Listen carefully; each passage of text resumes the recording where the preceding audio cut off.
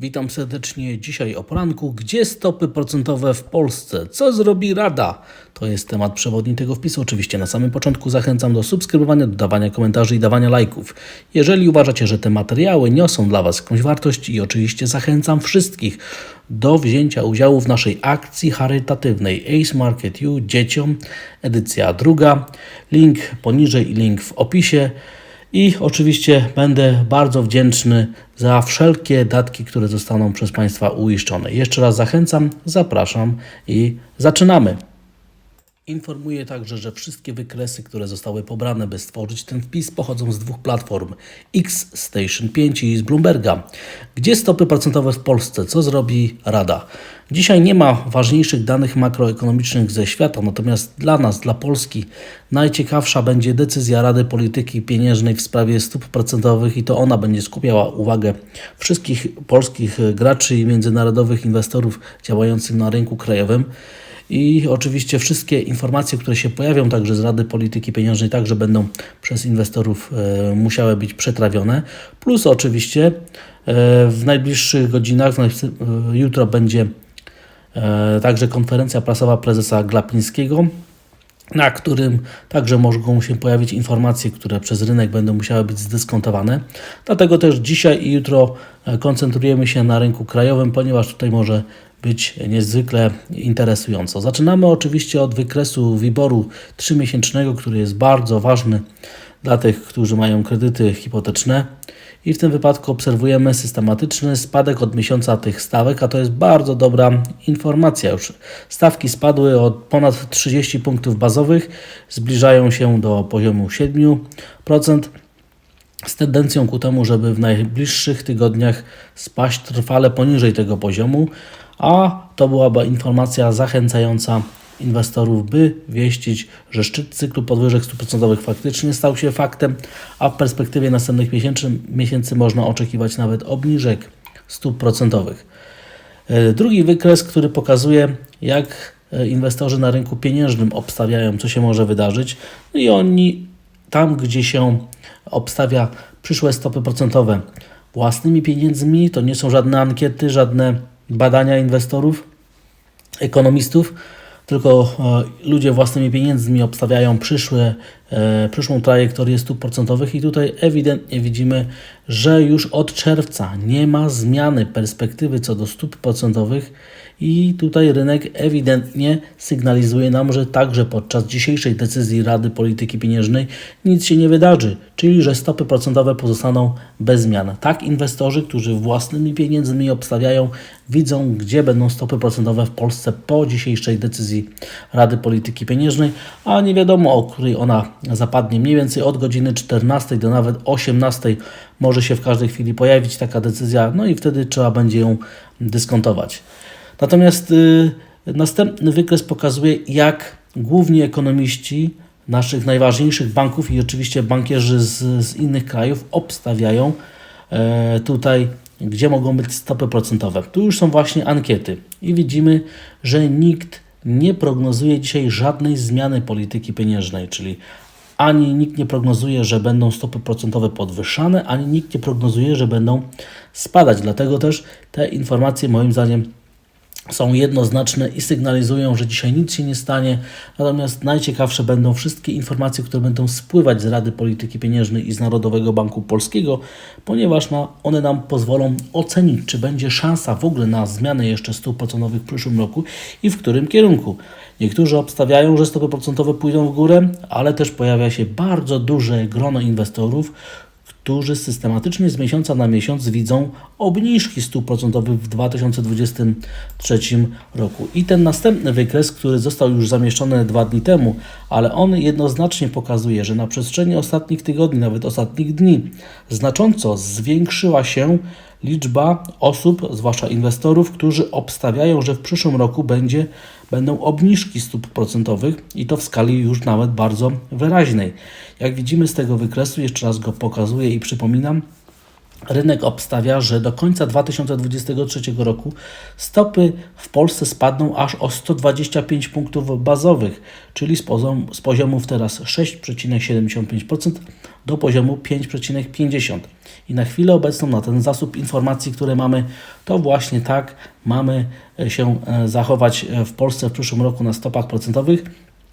Czyli, że drugie półrocze 2023 roku przyniesie nam już kilka obniżek stóp procentowych i to jest bardzo dobra informacja dla tych oczywiście, zwłaszcza tych, którzy mają kredyty hipoteczne, ponieważ zaczną odczuwać ulgę z powodu tego, że te stopy procentowe będą się zmniejszały. A to jest oczywiście dobra informacja. Będziemy bardzo ściśle monitorować zachowanie tych przyszłych stawek na rynku pieniężnym, ponieważ one, jak widzimy, się bardzo wyraźnie dynamicznie zmieniają, a jednym z głównych powodów, że tak znacząco zwiększyła się szansa na obniżki stóp procentowych, były dane o inflacji w Polsce z poprzednich dni, które zasugerowały, że inflacja zachowuje się lepiej niż skrajnie optymistyczne prognozy, a to oczywiście sygnalizuje rynkowi, że szczyt inflacji w Polsce staje się faktem, a jako że się staje faktem, to warto zacząć myśleć o tym, że w perspektywie następnych kwartałów będą już obniżki stóp procentowych i właśnie to jest główny powód, dlaczego tak zmieniły się radykalnie nawet wyceny przyszłych stóp procentowych w naszym kraju. I oczywiście będzie to miało duże znaczenie dla wielu różnych klas aktywów. Złoty prawdopodobnie już zdyskontował całkowicie stopy procentowe na obecnym poziomie. Przyszłe stopy procentowe i tak będą bardzo atrakcyjne, dlatego też nawet ich spadek nie powinien wpłynąć negatywnie na wycenę złotego. Spadek przyszłych stóp procentowych faworyzuje rynek obligacji, ale także w perspektywie następnych kwartałów będzie faworyzował polskie akcje, które stają się niezwykle atrakcyjne z powodu ich wycen fundamentalnych i perspektyw właśnie wzrostu wycen z powodu spadku rynkowych stóp procentowych, o czym za chwilę będzie.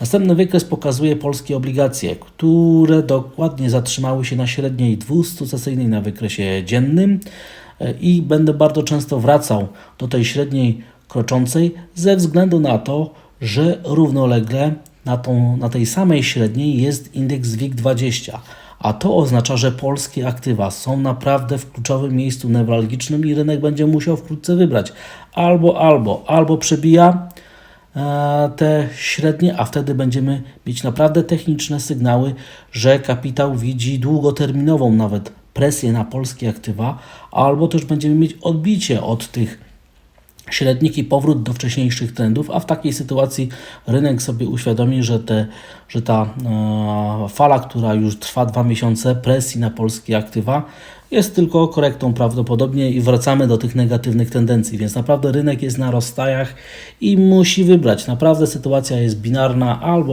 albo przebijamy, albo odbijamy i naprawdę warto się bardzo mocno przyglądać temu, co się będzie działo na polskich aktywach. No i oczywiście rynek złotego, który jak widzimy od miesiąca na euro złotym jest bardzo stabilny, jest potwierdzane wsparcie na poziomie 4,65 i rynek sygnalizuje nam jednoznacznie, że przywiązuje do tego miejsca dużą wagę, więc gdyby doszło do przełamania poziomu 4,65, otwiera się perspektywa następnej fali aprecjacji krajowej waluty i oczywiście to samo zjawisko widać na parze dolar do złotego, tylko że z przelicznika, czyli z euro-dolara, tutaj tendencja jest bardziej dobrze widoczna umocnienia krajowej waluty i w tym wypadku technika jednoznacznie sygnalizuje, że jest bardzo duże prawdopodobieństwo testu poziomu 4,30, być może jeszcze w tym roku, jeżeli oczywiście po decyzji Fedu w przyszłym tygodniu będziemy świadkami wzrostów na euro-dolarze, czyli globalnej presji na to, żeby pozbywać się amerykańskiego dolara i kupować wszystko, co było wcześniej wyprzedawane i żeby ten kapitał poszukiwał stopy zwrotu, a jak wiemy, punkty swapowe na rynku euro-złotego są tak atrakcyjne, że inwestorzy dostają bardzo dużo tych punktów swapowych za samo przetrzymywanie długich pozycji w złotym, czyli krótkich pozycji na euro złotym, czy też na dolar złotym. Dlatego też sytuacja faworyzuje scenariusze pro-krajowe aktywa, natomiast z ostateczną decyzją, czy te wsparcia będą pokonywane i czy ta czy te średnie, o których była mowa wcześniej, też będą pokonywane. Moim zdaniem zależą przede wszystkim od euro-dolara, a zdecydowanie mniej od krajowych czynników, takich jak na przykład Rada Polityki Pieniężnej i jej decyzja w sprawie stóp procentowych. Czynniki krajowe, jak wiemy, jak widać po prostu z doświadczenia na rynkach finansowych, mają bardzo małe znaczenie na wycenę polskich aktywów.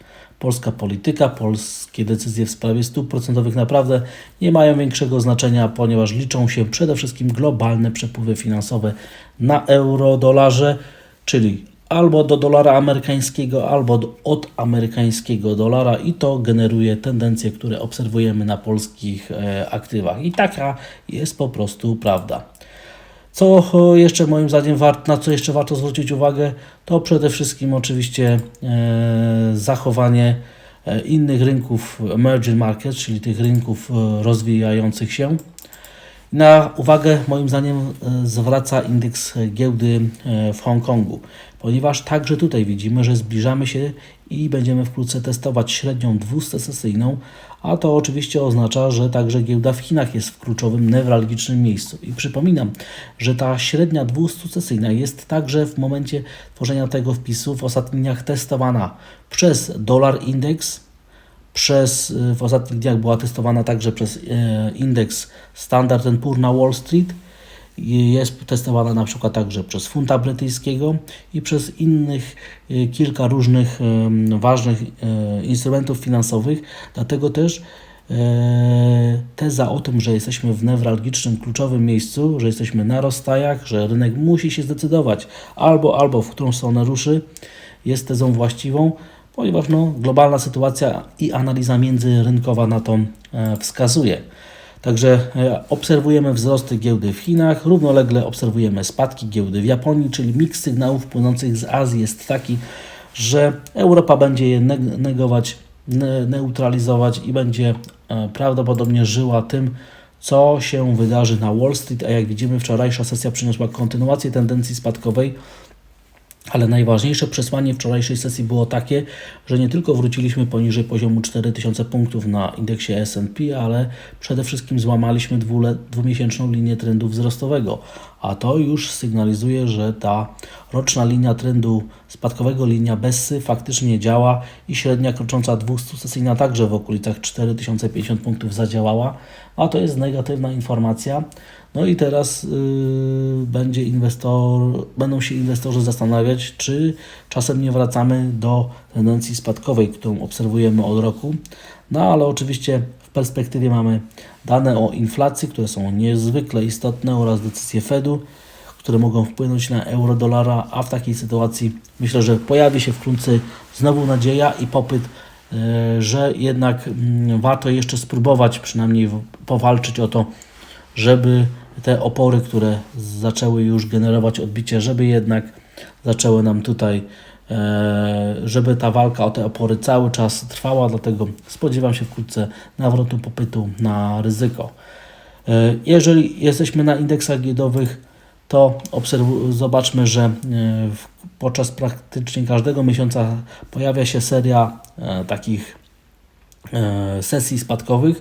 Być może teraz też jesteśmy właśnie w takim ciągu tendencji spadkowych i jeżeli jesteśmy przy rynkach giełdowych, to wyraźnie widać, że relatywnie lepiej zachowuje się giełda w Europie.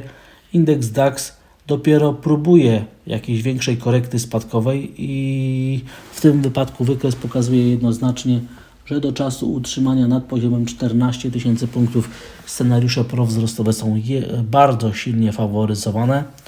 No i oczywiście prawdopodobnie inwestorzy będą wykorzystywać je w nadziei na to, że tendencja wzrostowa powróci. Dlatego zobaczymy, gdzie zostanie utworzony dołek, gdzie będzie próba utworzenia dołka na indeksie DAX. Potem poznamy, czy siła popytu na ryzyko jest duża, czy też mała na niemieckich akcjach. Rynek pieniężny, w tym wypadku implikowana stopa procentowa cały czas balansuje i krąży w okolicach poziomu 5%, czyli w tym miejscu jest przez rynek wyznaczony szczyt cyklu podwyżek stóp procentowych w Stanach Zjednoczonych.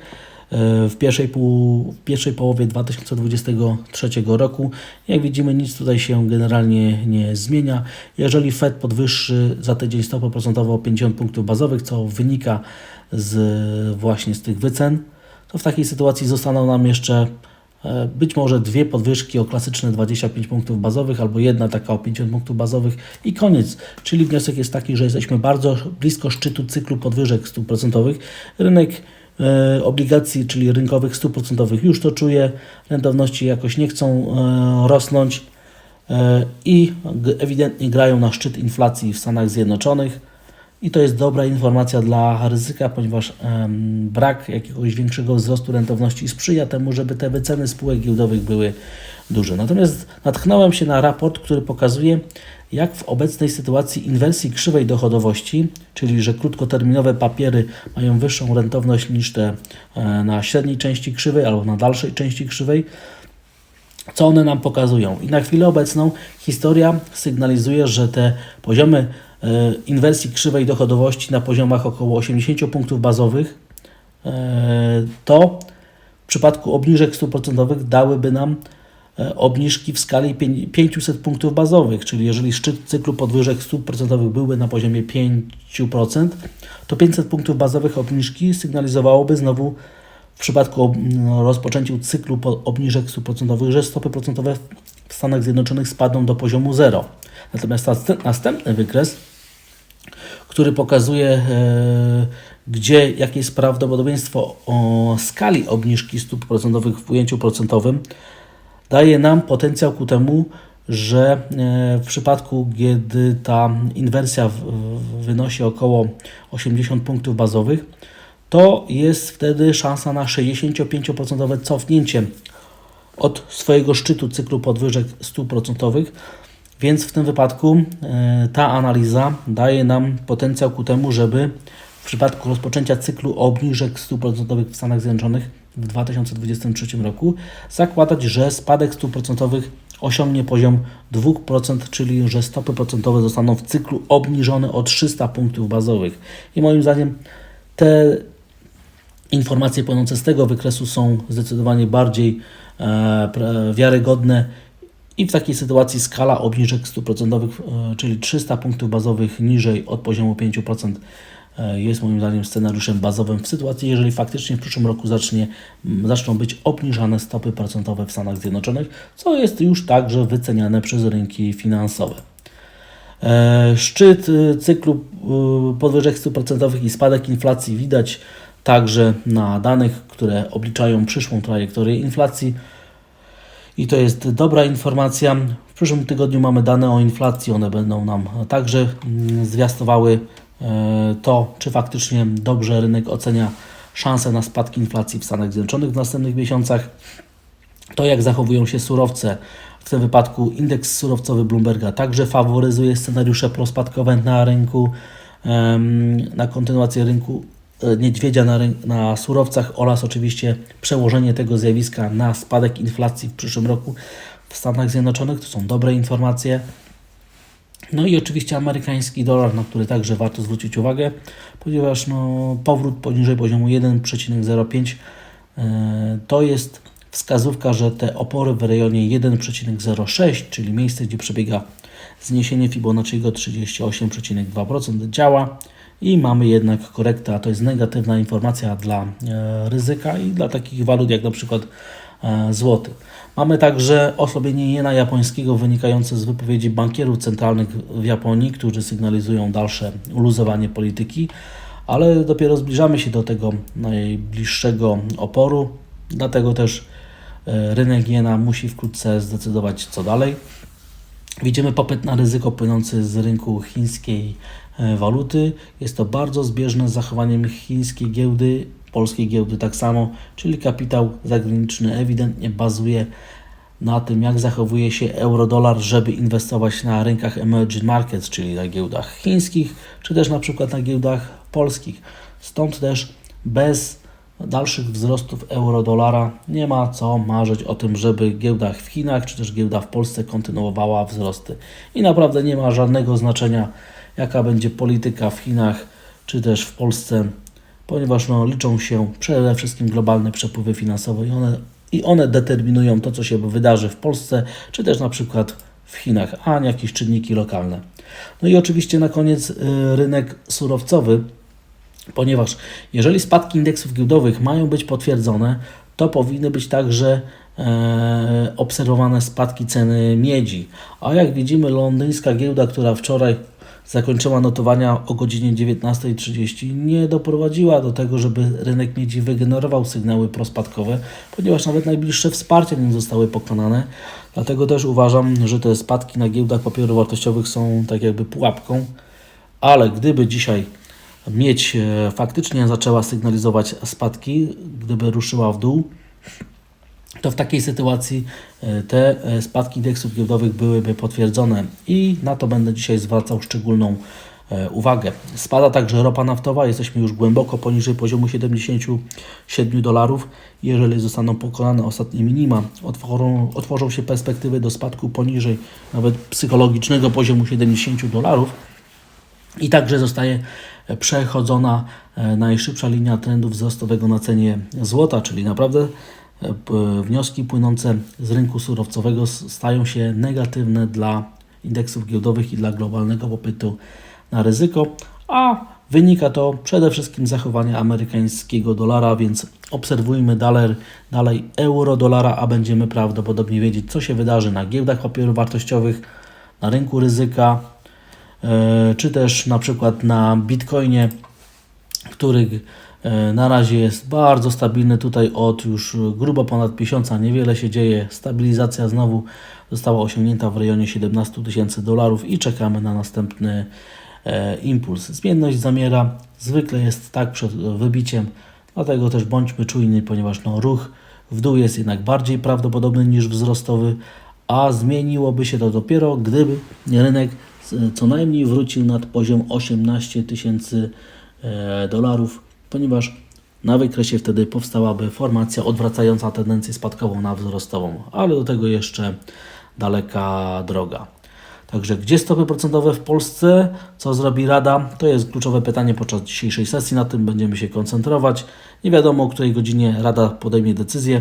Mniej więcej od godziny 12 do 18 można się spodziewać takich decyzji, a rynek będzie to dyskontował przede wszystkim podczas jutrzejszej sesji. Dziękuję za odsłuchanie tego materiału. Zachęcam do subskrybowania, dodawania komentarzy i dawania lajków. Jeżeli uważacie, że te materiały niosą dla Was jakąś wartość, i przypominam i bardzo proszę wszystkich o wsparcie naszej akcji charytatywnej Ace Market You dzieciom, ponieważ zbieramy na prezenty dla ubogich dzieci, których nie stać na normalne i fajne święta Bożego Narodzenia. Chcemy im to osłodzić, dając im paczki z wartościowymi rzeczami, tak żeby mogły się cieszyć, że ktoś o nich pamięta. Zachęcam do wsparcia, zachęcam wszystkich do tego, żeby się dzielić tym, co się posiada.